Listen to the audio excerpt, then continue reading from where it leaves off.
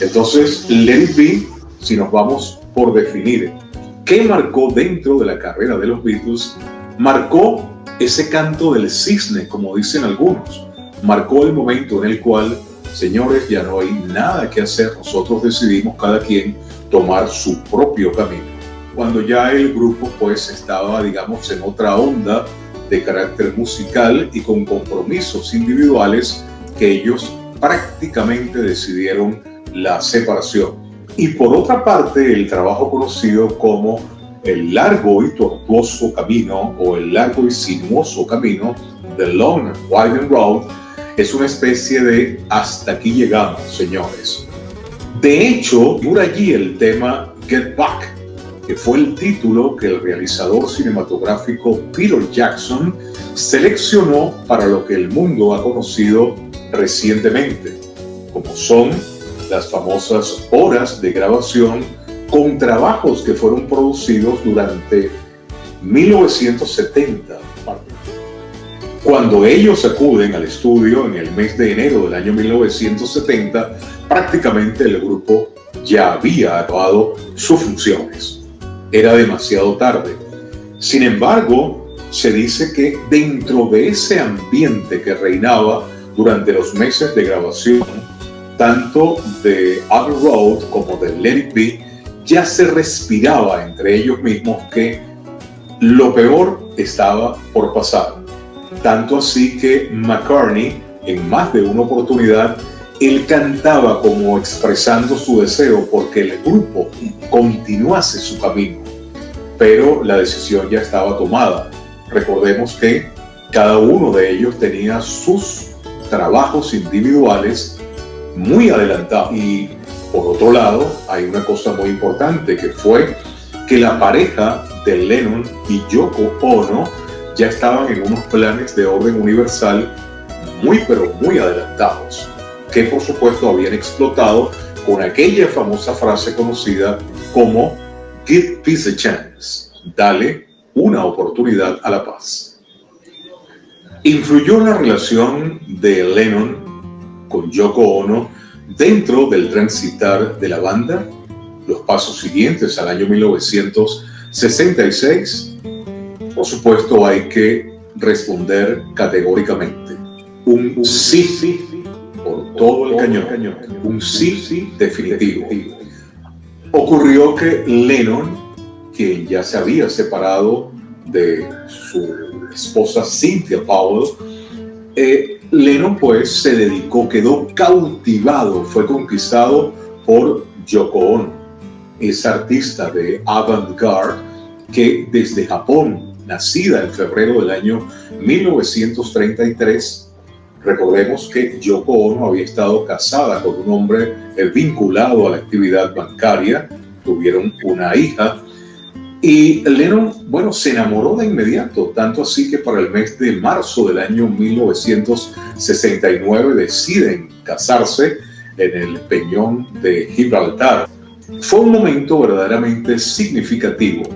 En el caso de Ringo Starr, pues sus planes eran el cine, por ejemplo, y el propio Ringo tenía también listo lo que fue un long play del cual sobresalió ese tema vinculado ampliamente a la nostalgia, como es el caso de El amor es una cosa esplendorosa, que cayó muy bien dentro de los simpatizantes de Ringo, quien era conocido como el más feliz de esa agrupación. Ya Harrison tenía listo un álbum triple, que eso es algo verdaderamente histórico. El calladito George Harrison sorprendió a propios y extraños cuando se lanzó con un álbum triple conocido como Todas las cosas deben ocurrir o Todas las cosas van a pasar, del cual surgió, por ejemplo, el famoso tema My Sweet Lord, que para diciembre del año 1970, bueno, dominaba prácticamente las carteleras mundiales. De manera que los Beatles ya estaban en otra onda. Y en conversaciones que sostuve con el empresario Dillnut, el señor Dillnut, quien tenía bajo su responsabilidad todo lo que era el manejo del material clásico en los estudios de Abbey Road y también con el escritor Peter Beans, autor de un libro dedicado a los estudios Abbey Road. Ellos me decían, mientras recorríamos el estudio de grabación tan famoso, que en esta esquina estaban Paul y Linda. En la otra esquina, cual cuadrilátero de boxeo, estaban Lennon y Yoko Ono. Las caras lo decían todo. Linda, por ejemplo, había oportunidades en las cuales optaba por tomarle fotografías solamente a Paul McCartney, y lógicamente esto se evidenciaba. Fue un periodo bastante difícil. Unos dicen, y eso lo podemos corroborar en el documental serie Get Back, que había ocasiones en las cuales la sonrisa prácticamente había que pullar un poquito para dibujarlas, para que aflorasen en medio de tantos momentos difíciles. Difíciles también porque había una situación financiera bastante delicada. Para el momento de la realización de Let It Be, Lennon decide contratar los servicios del muy conocido Phil Spector, un hombre muy vinculado a la música pop durante muchos años. Eso no le gustó en absoluto a Paul McCartney, porque Paul había soñado con unos arreglos mucho más sencillos para la realización de algunos temas. En el caso del Largo y Tortuoso Camino, hay una orquestación que se hizo presente, y eso fue idea de Phil Spector. Sin embargo, Paul, finalmente cedió y lógicamente fue lanzado a la manera de Mr. Spector. Pero vean ustedes cómo ya, sin discutir con mayor profundidad ese trabajo, pues sencillamente se impone el criterio de Lennon. Yo me imagino que tal vez diría, bueno, yo fundé la banda, yo fundé el grupo, así que yo acabo con el grupo. Del año 1969, cuando él pronuncia quiero el divorcio, ya lo estaba manifestando prácticamente todo. Es decir, quiero ser libre.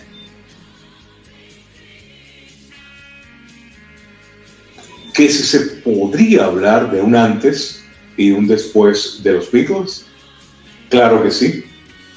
Recordemos aquel mundo, y Lennon y McCartney lo repitieron en más de una ocasión. Nosotros recibimos la influencia de toda la música que nos llegaba al puerto de Liverpool, y también durante sus días en Alemania, allá en Hamburgo. Quiere decir que cuando uno escucha, por ejemplo, a los Beatles cantando Bésame Mucho, un tema emblemático de la compositora Consuelo Velázquez, uno dice, ¿y cómo es posible que los Beatles cantasen Bésame Mucho? Que para hacerlo McCartney le introdujo aquello con unos aplausos que decía cha-cha-cha. Pues bien, no fue solamente eso del cha-cha-cha y de Bésame Mucho, sino que los Beatles recibieron la influencia de un músico como Carl Perkins. Ellos decían que probablemente de no haber nacido Carl Perkins, jamás hubiese existido un grupo llamado Beatles. Fíjense ustedes la importancia que le concedía. Y lógicamente no solamente influyó en ellos, sino en muchísimas otras agrupaciones. Otro momento decisivo, por supuesto, fue el éxito logrado en Estados Unidos por el llamado rey Elvis Presley. ¿Qué ocurrió? Y hay una prueba, que es la primera vez que se reúnen Elvis Presley y los Beatles. Elvis los invita a su mansión, y habría que imaginarse nada más lo que pudo significar aquella noche. A mi modo de ver, Elvis tuvo un impacto quizás tanto o superior al que tuvieron los Beatles con aquella oportunidad cuando conocieron a Bob Dylan, Premio Nobel de Literatura. Vean ustedes cómo, si uno se dedica a estudiar disco a disco las canciones de los Beatles, allí hay influencia de un grupo muy famoso que surgió en San Francisco. como es el caso de los Beach Boys, los muchachos de la playa, quienes con aquel ritmo denominado surf o surfing, bueno, conquistaron buena parte del planeta. Su último concierto como tal, que tuvo lugar en el año 1966, en el mes de agosto. Se dice que con aquella presentación en el famoso Candlestick Park, donde jugaba el equipo de Grandes Ligas Gigantes de San Francisco, los Beatles ya ellos sabían que se estaban enfrentando prácticamente a su última presentación como grupo.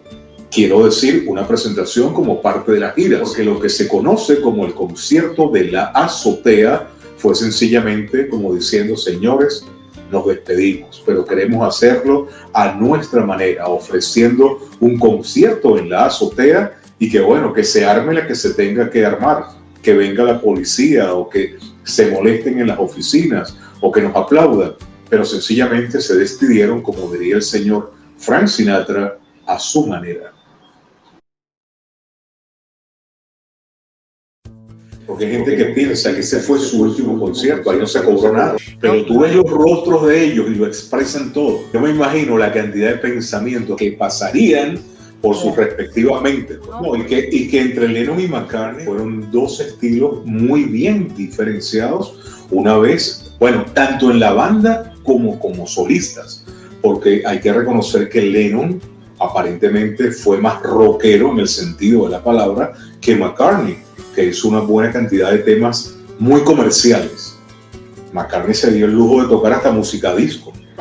Bueno, pero él también puso a bailar a la gente disco music. ¿Cuál sería en definitiva el legado de los Beatles para Latinoamérica y para el resto del mundo? Cabría citar que varias naciones, comenzando por México, sintieron muchísimo el impacto de los Beatles. México, y en Europa hay que destacar España. En México nacerían muchísimas bandas que hasta actualmente se dedican a pasear ese espectáculo de canciones de los Beatles. En España ocurrió con la creación de varias agrupaciones. Entre ellas, por ejemplo, cabría recordar a los Mustangs, que pegaron un buen número de temas. Los Brincos también resaltaron dentro de la geografía musical española, y posteriormente pues salió aquel grupo de los Bravos, que pasó a ser el primer grupo español en conquistar un lugar dentro de las 100 calientes en Estados Unidos. Lo hicieron con el sencillo Black is Black. En el caso de México, que ya tenía un impacto por su cercanía con el territorio estadounidense, antes de los Beatles había grupos de rock, como el caso de los Teen Tops, también los Hooligans, y figuras como Enrique Guzmán, nacido en Caracas pero ciudadano mexicano, y estuvo también César Costa. César Costa se dedicó a cantar básicamente temas de Polanca. Prácticamente Polanca sacaba un disco al mercado y enseguida venía la versión por parte de César Costa. Esto se extiende lógicamente a otras naciones, como los casos de Argentina y por supuesto el mercado venezolano. Dentro de Venezuela en particular surgieron grupos como los Impala, los Supersónicos, los Darts, también la agrupación 007, posteriormente los Memphis, y una serie de agrupaciones que en esa década de los años 60 conquistaron abiertamente al público venezolano. De hecho, el grupo Darts tuvo la ocasión de salir del país, y es el grupo de los Impala, de donde saldrían figuras como un Henry Stephen, también el mismo Rudy Márquez, que se establecerían durante una temporada en España. Tanto así que para el año 1968, la canción del verano, como se conoce en territorio español, es adjudicada por un tema muy famoso Limón Limonero. Y por otra parte sonó también con el grupo Impala la canción Taxi. De manera que sí hubo una gran influencia, amigos, para aquel grupo del cual salieron esas grandes cuatro figuras: Harrison, Starr, Lennon y McCartney. Aquel momento del año 1957, ahora un tanto lejano, aquel día sábado 6 de julio, cuando se conocen Paul y John tocando en una iglesia en Liverpool, ha corrido mucha agua bajo el río, bajo el puente. De manera que es algo que la humanidad en la actualidad puede recordar. Y si uno se pregunta hasta cuándo habrá sonido Beatle, habrá creaciones de ellos, bien sea con filarmónicas, bien sea en otros ritmos, incluyendo la salsa, vamos a tener Beatles para rato. Vamos a tener Beatles para siempre.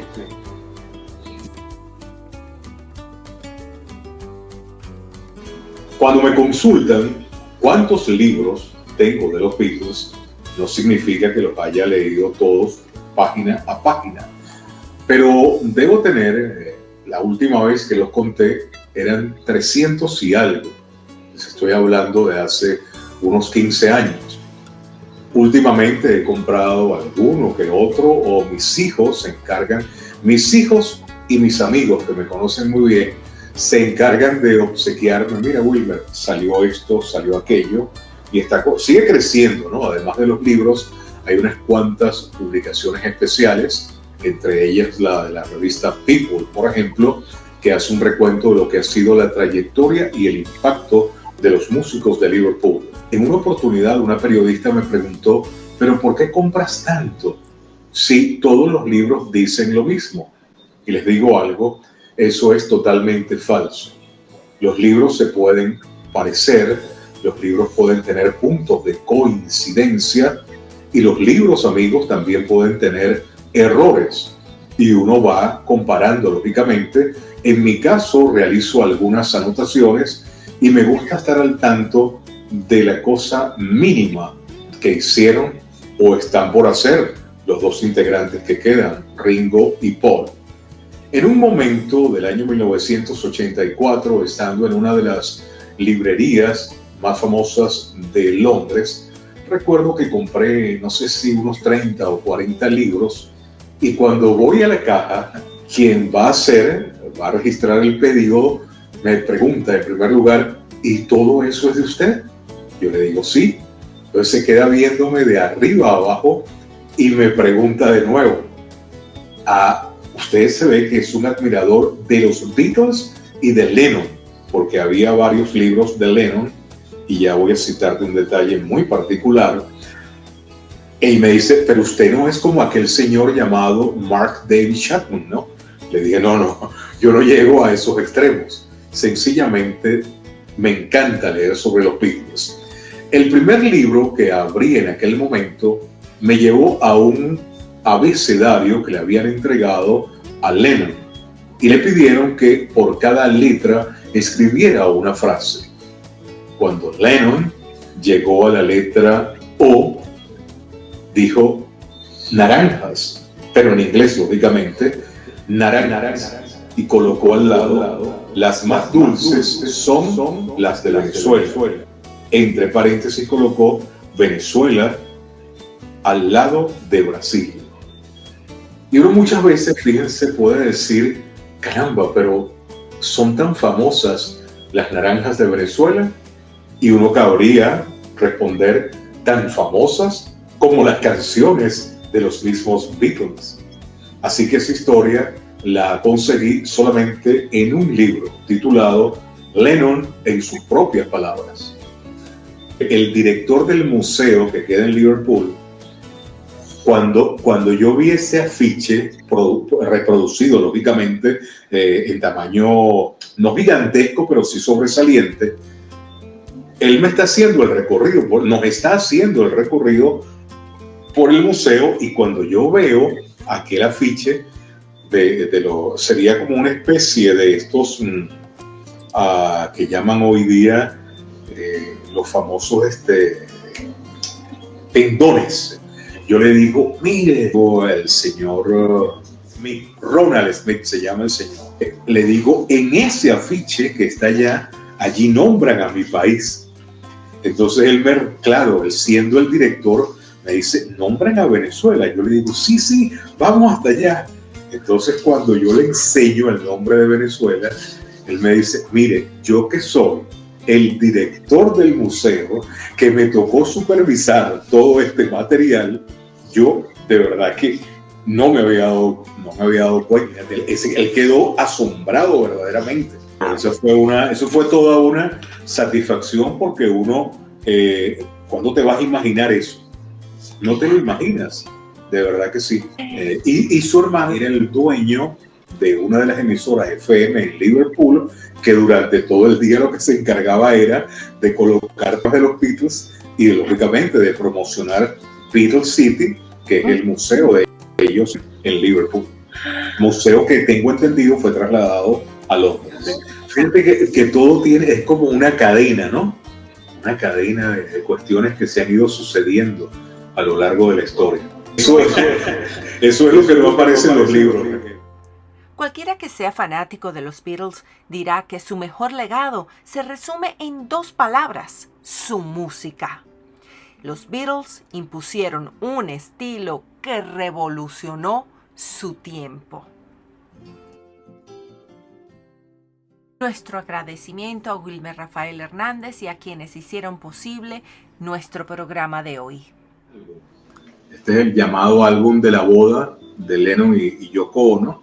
Les recordamos que la información de nuestro invitado aparecerá en la caja informativa de este programa. De toreros durante su actuación en España, en Madrid, allí en Las Ventas, son cosas que he conservado y bueno, pasarán el día de mañana a las manos de mis hijos. Recordamos que corre un banner con nuestra información bajo su pantalla. Los invitamos a suscribirse y a volverse miembros exclusivos de este espacio a través de nuestra cuenta de Patreon. Y recuerden siempre que de plástico no somos.